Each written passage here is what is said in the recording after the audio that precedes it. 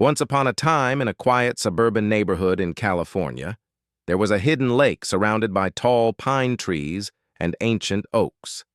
This lake was privately owned by a man who loved nature and cherished his privacy.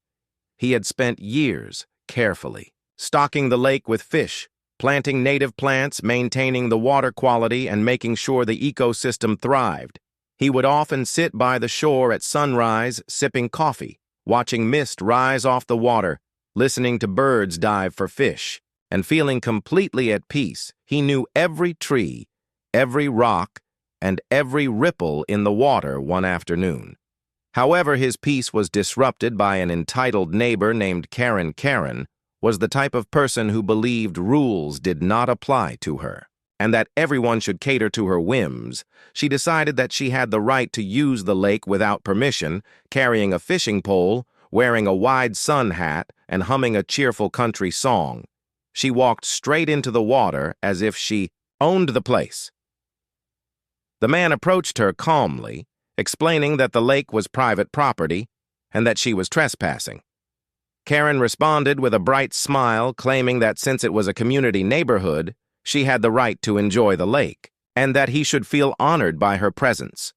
The man tried to explain that he had posted signs, sent emails to the HOA, and personally warned her multiple times, but Karen ignored every warning and returned the very next day, this time bringing a folding chair, a cooler, and waving from across the water like they were old friends.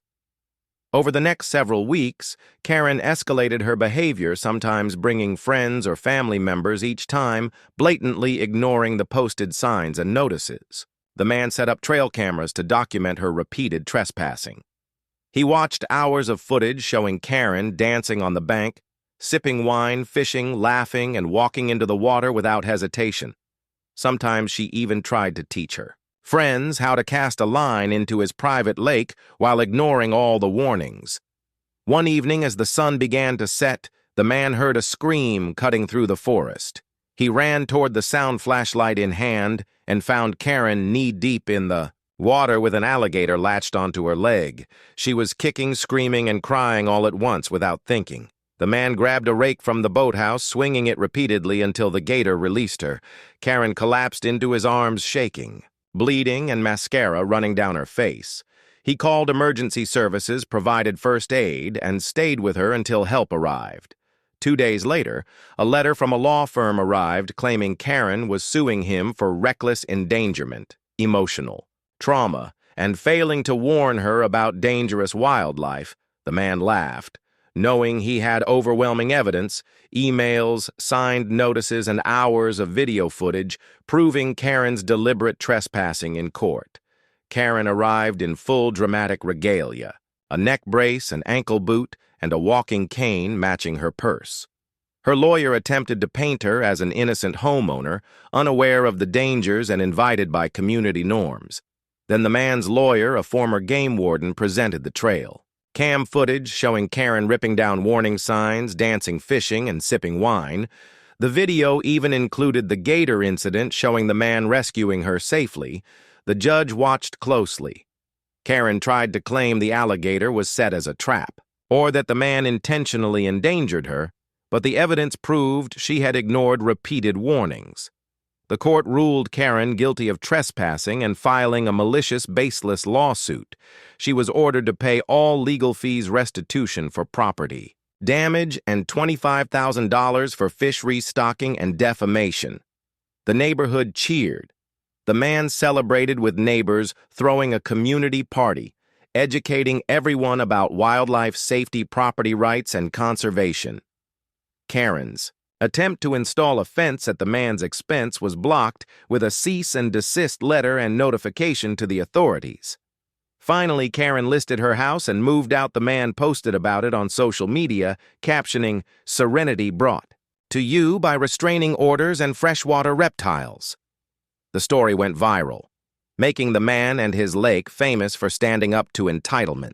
From that day forward, the man continued to maintain his lake, peacefully educating children and neighbors about wildlife property rights and responsible behavior. Karen's reputation suffered among the neighborhood, serving as a cautionary tale.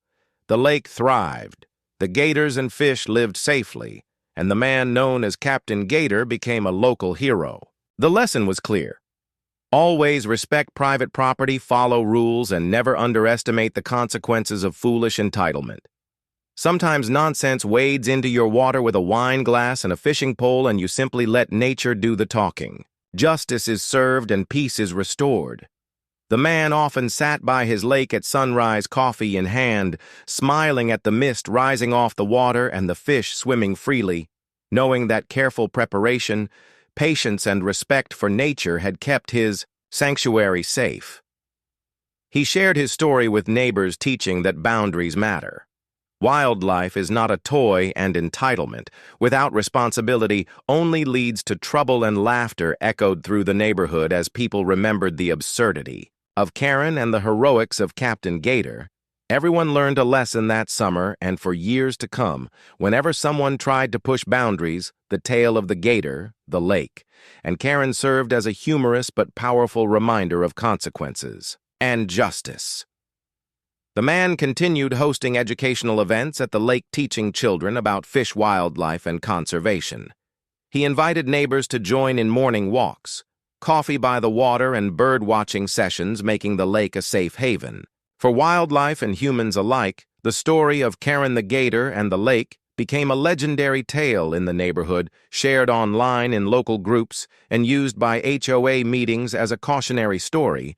The man reflected often at sunset, feeling grateful for the peace the lake provided and for the lessons learned, ensuring that his home and lake would remain safe, protected, and respected for generations to come, knowing that entitlement and chaos can always appear, but preparedness, patience, and respect for law and nature always prevail.